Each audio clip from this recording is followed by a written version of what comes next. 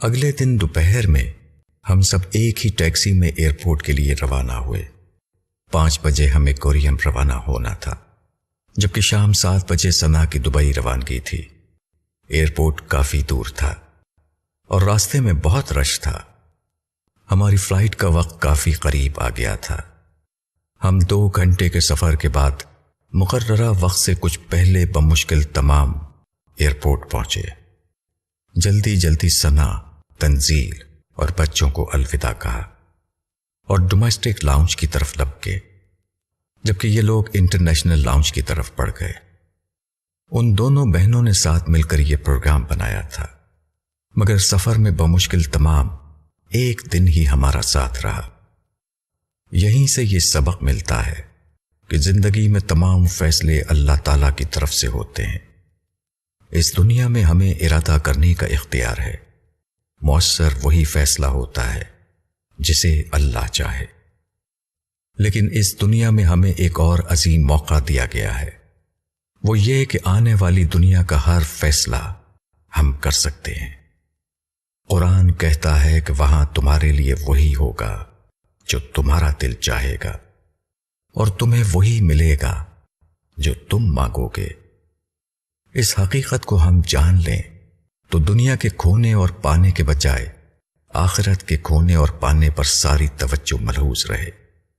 اس لیے اس روز جو کھویا وہ کبھی نہیں ملے گا، اور جو پا لیا وہ کبھی نہیں کھوئے گا۔ ہمیں ایک طرف یہ عظیم موقع ملا ہوا ہے کہ ابدی زندگی کی بادشاہی حاصل کریں، اور دوسری طرف ایک خوفناک حقیقت یہ ہے کہ یہ موقع کسی وقت بھی اچانک غیر متوقع طور پر ختم ہو سکتا ہے۔ اس کا تجربہ ہمیں جہاز میں اس طرح ہوا کہ لینڈنگ سے کچھ پہلے اچانک جہاز نے غوطہ کھایا اور تیزی سے نیچے ہونے لگا۔ محاورتاً نہیں بلکہ حقیقتاً دل اچھل کر گلے کو آ گیا۔ لینڈنگ سے قبل جہاز اتنا نیچے آ چکا ہوتا ہے کہ سنبھلنے کے لیے بہت کم وقت ہوتا ہے۔ مجھے ایک دفعہ ایک پائلٹ نے، جو جہاز کے ایک ایسے ہی حادثے سے بچے تھے، یہ بتایا تھا کہ اتنے نیچے منٹس میں نہیں بلکہ سیکنڈز میں کام تمام ہو جاتا ہے۔ مگر اللہ نے کرم کیا اور چند لمحوں میں جہاز پائلٹ کے کنٹرول میں آ گیا اور وہ تیزی سے جہاز کو اوپر اٹھاتا چلا گیا۔ میں نے زندگی میں بہت ہوائی سفر کیے ہیں، بہت ناہموار پروازیں دیکھی ہیں، مگر ایسا تجربہ کبھی نہیں ہوا۔ ہم اس صورتحال سے نکلے تو میں نے اپنے بیٹے کو، جو اس صورتحال کو بالکل نہیں سمجھتا تھا، یہ بتایا کہ ہمارا جہاز نیچے گر رہا تھا۔ بابا نے دعا کی تو اللہ میاں نے ہماری مدد کے لیے اپنے فرشتے بھیج دیے، جنہوں نے جہاز کو واپس ٹھیک کر دیا۔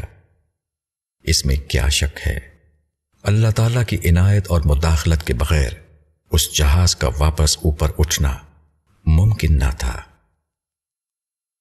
ابو یحییٰ، سیر ناتمام سے ایک اقتباس۔